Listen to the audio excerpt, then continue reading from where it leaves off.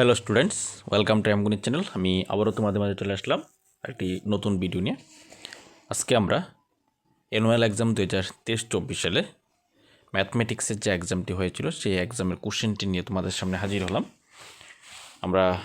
তোমরা ইতিমধ্যে দেখতে পেয়েছো আমরা বিভিন্ন প্রিভিয়াস ইয়ারের কোশ্চেনগুলি আমরা তুলে ধরছি। তাই আজকে আমরা ম্যাথমেটিক্স কোশ্চেনটি তুলে ধরছি যেটা 2023-24 সালে অ্যানুয়াল এক্সামে হয়েছিল। সে কোশ্চেনটা দেখলে বুঝতে পারবে তোমাদের 2025 অ্যানুয়াল এক্সাম কেমন হতে পারে। তাছাড়া তোমাদের একটা সাজেস্টিভ কোশ্চেন হিসেবে তোমরা কিছুটা বুঝতে পারবে এখান থেকে কী ধরনের কোশ্চেন আসতে পারে এবং কত মার্কসের কোশ্চেন আসতে পারে সেটা তোমরা জানার জন্য আমরা প্রিভিয়াস ইয়ারের কোশ্চেনগুলি আমরা তুলে ধরেছি। তাছাড়া প্রিভিয়াস ইয়ারের কোশ্চেনগুলির মধ্যে অনেক কোশ্চেন তোমাদের কিন্তু পরীক্ষাতে আসে। তোমাদের এই ধরনের ভিডিওগুলি কেমন লাগে কমেন্টে জানাবে এবং যদি ভালো লাগে বেশি বেশি করে লাইক এবং শেয়ার করে দেবে এবং যদি সাবস্ক্রাইব করা না থাকে অবশ্যই চ্যানেলটিকে সাবস্ক্রাইব করে রাখবে। পাশাপাশি আমাদের অ্যামগণিত ফেসবুক পেজে তোমরা ভিডিওগুলি দেখতে পারো, তাই অ্যামগণিত ফেসবুক পেজটি তোমরা ফলো করে রাখবে। তো আজকে আমাদের প্রথমেই ক বিভাগের মধ্যে এখানে দেখতে পেয়েছি আমরা 10টি কোশ্চেন দেওয়া হয়েছে যেগুলি এমসিকিউ টাইপের। প্রত্যেকটি 4টি করে অপশান দেওয়া হয়েছে, কোন অপশানটা সঠিক হবে। এখানে 2-5 বিন্দুটি কোন পাদে অবস্থিত হবে, এখানে 2-5 বিন্দুটি এখানে চতুর্থ পাদে অবস্থিত হবে। তারপরে মূলবিন্দু স্থানাঙ্ক 0,0 হলো মূলবিন্দু স্থানাঙ্ক। নিম্নলিখিত সমাধানগুলির মধ্যে কোনটি x-2y = 4 সমীকরণের সমাধান হবে, এখানে কোনটি সমাধান হবে, এখানে 4,0 অর্থাৎ সি নম্বর অপশানটা হবে সঠিক আনসার। তারপরে 2x + 5y = 9 সমীকরণটির আছে একটি অনন্য সমাধান, কোনো সমাধান নেই, অসংখ্য সমাধান, দুটি সমাধান, এটা অসংখ্য সমাধান হবে। 70 থেকে 75 শ্রেণী বিভাগের শ্রেণীর মধ্যমান কত, এখানে শ্রেণীর মধ্যমান হবে 72.5। তারপরে আছে বৃত্তের ব্যাসার্ধের দ্বিগুণ একটি যা হলো বৃত্তের ব্যাস। তারপরে নিচের কোনটি সামান্তরিক নয়, এখানে সামান্তরিক নয় কোনটি হবে, এটা কি বর্গক্ষেত্র, রম্বস, আয়তক্ষেত্র, ট্রাপিজিয়াম, কোনটি সামান্তরিক নয় হবে, অপশন হবে ট্রাপিজিয়াম ডি। বৃত্তস্থ চতুর্ভুজের বিপরীত কোণের সমষ্টি, বৃত্তস্থ চতুর্ভুজের বিপরীত কোণের সমষ্টি হবে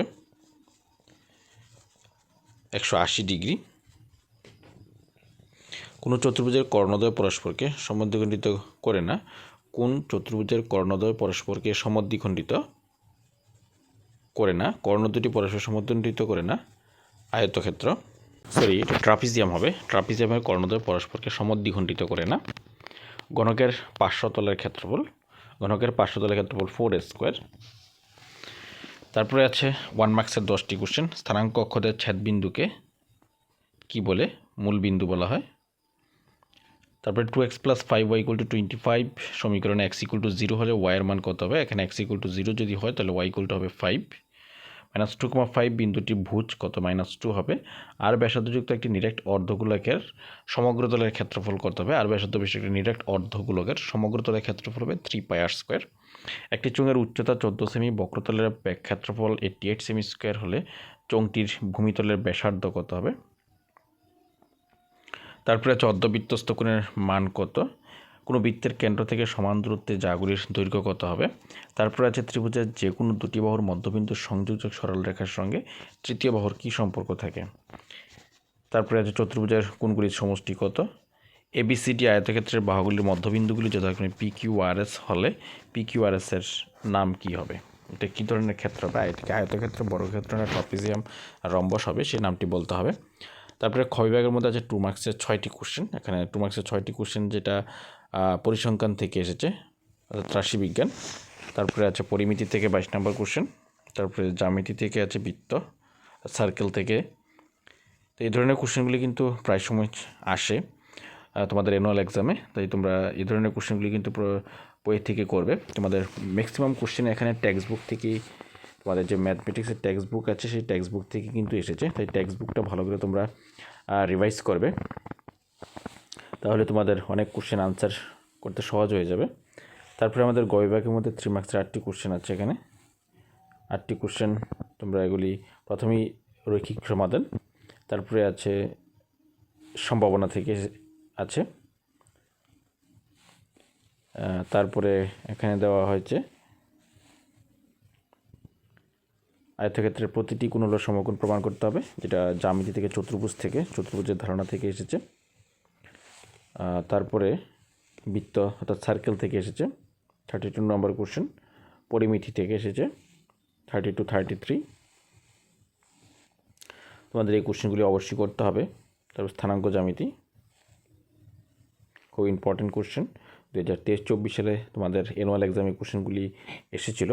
তোমাদের একই ধরনের কোশ্চেন কিন্তু তোমাদের 2025-এও আসবে। তারপরে 4 মার্কসের 6টি কোশ্চেন থাকে। কোন কোন টপিক থেকে 4 মার্কসের কোশ্চেনগুলি এসেছে তোমরা এগুলি দেখে নেবে।